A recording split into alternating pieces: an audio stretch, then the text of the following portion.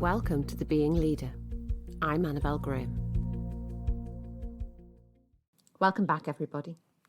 Hopefully you've managed to take an opportunity to listen to episode 2 of this new series and really reflect on how things are working for you, how well they went last year and how you're looking to move forward this year and what that means for you as leaders. If you haven't, though, it's not too late to listen to today's topic and then take time to go back to the previous episode and reflect on what that means for you. And if you've already done that, then take a moment to pause after listening to this one and see if anything has shifted and changed. Because change is what this new series is about, and change is what we're all in the middle of. The environment around us, the world in which we work and live, is shifting. And in the organisational landscape particularly, there is unceasing change. Every organisation I'm working with is flat out, constantly busy. There are demands everywhere. And this means that everything that we knew, the comfort zone in which we've got used to working, doesn't always apply anymore. If we look back to how we worked 5 years ago, 7, 10 years ago, I guarantee all of us will have changed the way we work. Maybe the way we interact with people and the skills and technologies that we use. The pandemic absolutely accelerated that. Virtual and flexible work have become so much more the norm because of it.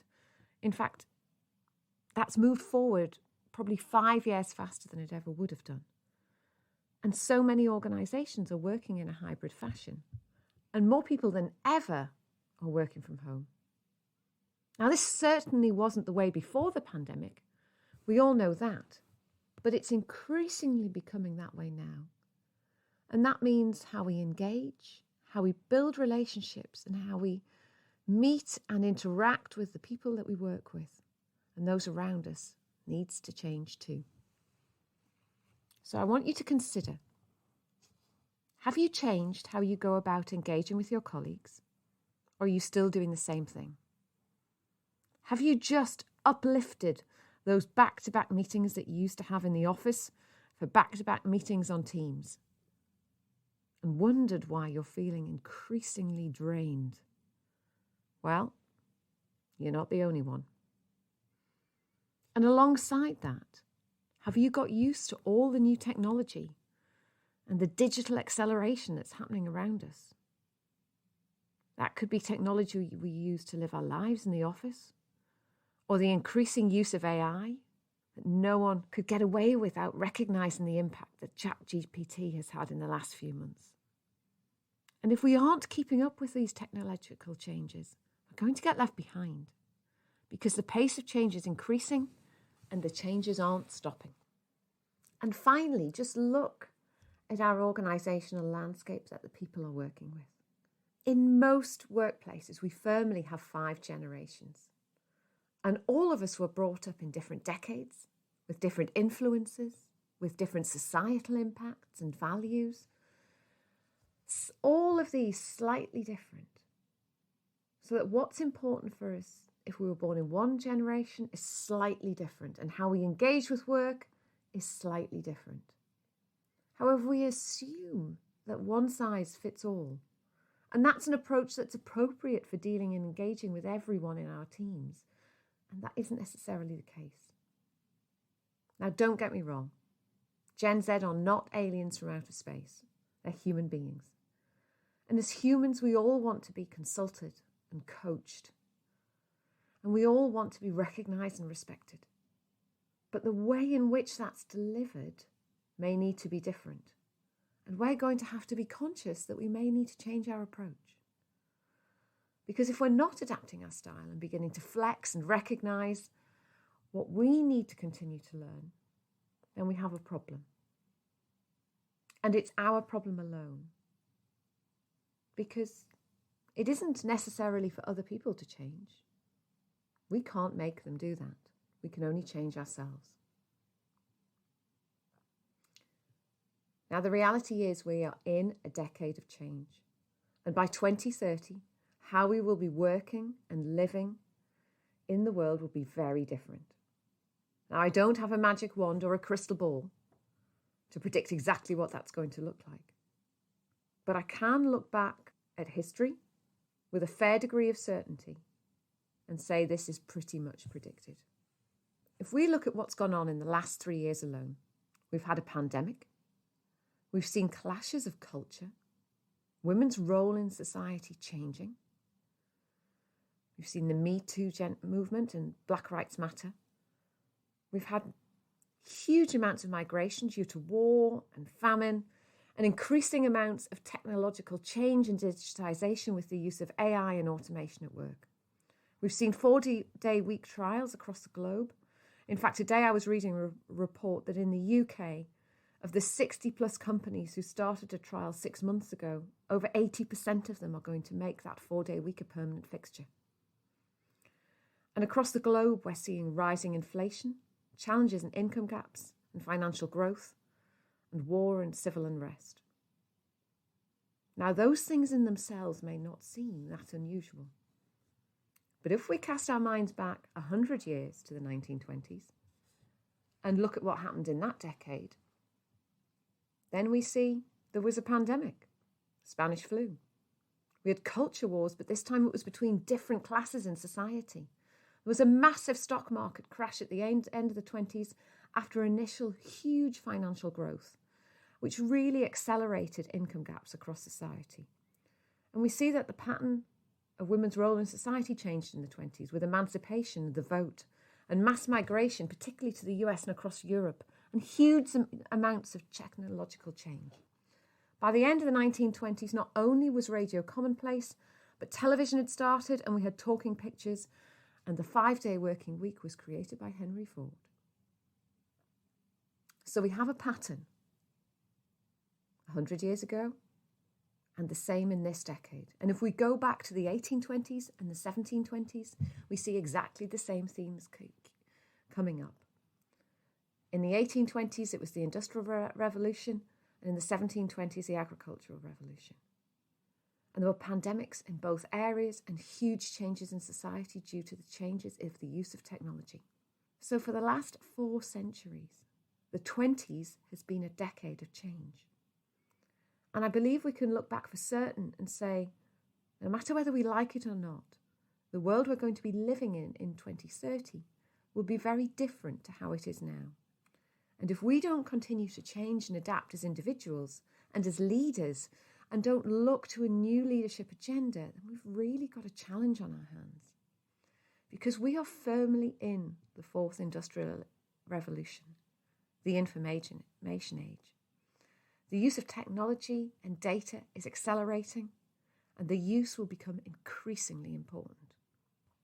So let's see what some of those predictions are. In the next 5 years, the World Economic Forum predicts that over 40% of skills in any job will change. And if that's not enough, by 2025, McKinsey predicts that 85 million jobs will be displaced by automation. However, 97 million new jobs will be created across 26 countries. That's just in the UK and Europe alone. By 2030, according to Statista, 80% of the global workforce could be freelance, and over 375 million jobs will be displaced by automation. If that's not change, I don't know what is. It doesn't, however, mean everything is doom and gloom and the robots are coming and we're going to be replaced. That's not the case. If we look at the 6 key areas that they feel affect the future of work, the think tank, the Future Agenda, predicts some key themes that we need to start considering as leaders. Alongside that increase in digital productivity, then we need to be conscious about increasing green jobs, and also the fact that we're going to see employment increasingly blurred as hybrid working and freelancing grows. In fact, many predict that by 2030, the standard working week will be a non-entity. And alongside digital skills, which obviously are going to have to come about, then some of the key areas that we need to focus on are the reinvention of roles and the word I hate, soft skills. Those soft skills, or essential skills, are going to be the things that really make the difference. And that means, as leaders, to quote a phrase by Marshall Goldsmith, what got you here will not get you there. We have to be thinking differently. We have to be checking in with our mindset and become really aware of where we are lacking in both our skill sets and our knowledge sets, and making sure that we're paying attention and actively working on all of these areas. So what does this mean for leaders? What does this mean for the leadership agenda and the skills that we need to have? Well, there's a lot of thought leadership out there, whether it be the Future Agenda, PwC, Deloitte, McKinsey, Bloomberg, Jacob Morgan. No matter where you look, there are key skills that leaders are going to need going into the new decade. Some people say there's 4 key areas, others a dozen. But actually there's some key themes coming out. And this is what I think are the 6 key areas we need to be focusing on. Number 1, as leaders, we need to be connected. We need to be able to dial up our emotional intelligence and really show up and be present for our people. That means that we're listening, that we're demonstrating empathy and compassion, and that we're being there. We're not just somebody who's responding on the end of an email.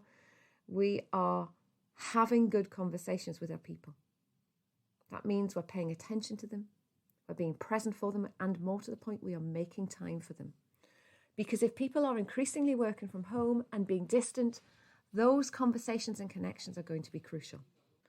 Number 2, that means if we're going to be present and we're going to show up and be connected, we need to be intentional. Intentional with how we connect with our people, our teams, our colleagues, and our stakeholders. That means we need to put routines in place, because it isn't good enough to see or talk to somebody once in a blue moon, or think that your team member will call you when they want something. We need to be having regular one-to-ones, daily, weekly, monthly. And that's with our stakeholders, our peers, as well as our people in our team.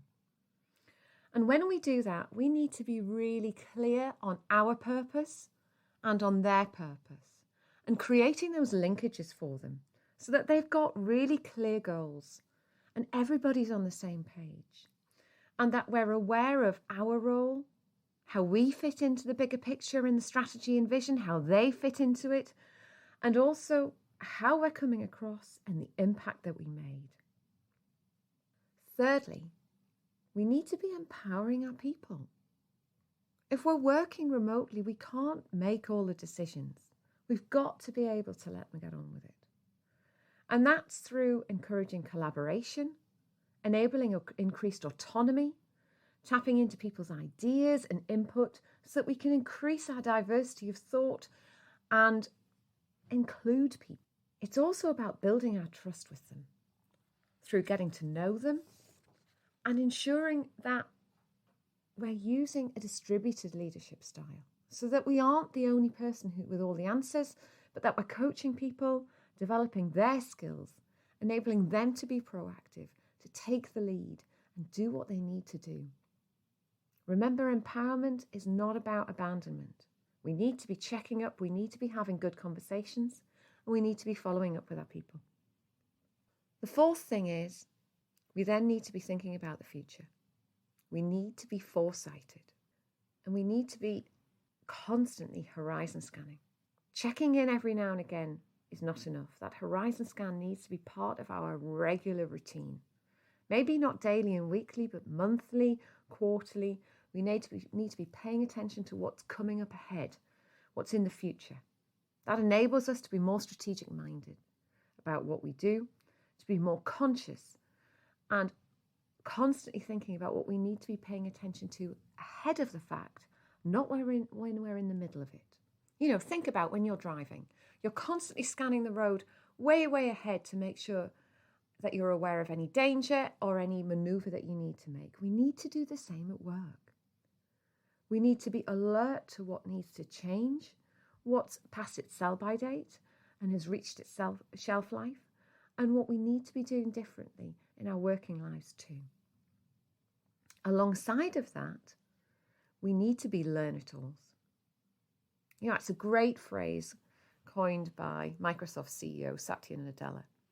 We have to be turning up with that growth mindset and being willing to learn and to know that we're not going to know everything all of the time. If we're going to be aware of the future and that we are needing to have new skills to be able to change and adapt, we've got to be willing to learn. So we have to be conscious about where our gaps are, what we can dial up, what we need to refresh, where we need to tap into creativity, where we need to expand our thinking and listen to others. Because if we aren't able to do that, then we're just going to become laggards and get left behind. And this means, finally, we need to be change agents. We need to be those eager adopters of change who get our people used to it, who are willing to put new thoughts, new ideas, and new ways of working in place and switch allegiances when we want to. We need to be agile and flexible and proactive. We also, because of that, need to be conscious that we're going to be working in uncertainty and ambiguity. And we're not always going to have all of the information. In fact, sometimes we're going to have to make decisions which are very, very grey. There won't be black and white. We're going to have to learn with that, no matter how difficult it is for us, and be prepared to take calculated and educated risks. Because if we're working in the unknown, we're going to have to get comfortable with not knowing. So I'm conscious that was quite a bit. So I want you to consider, what does this mean for you?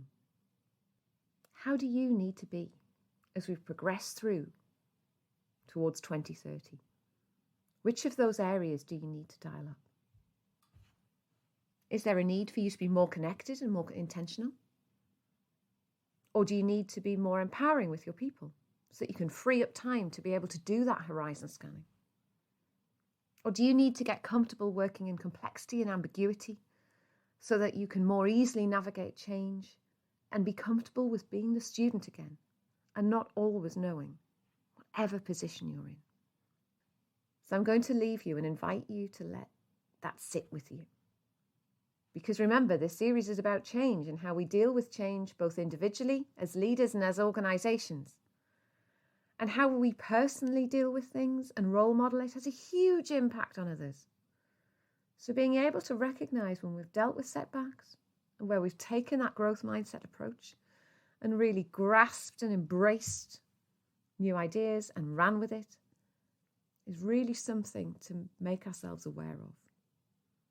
Because every time we embrace change and move forward and look at the new agenda, we learn things, we grow, and we develop new skills. And often we come out of the other side so much more capable and equipped than we had before.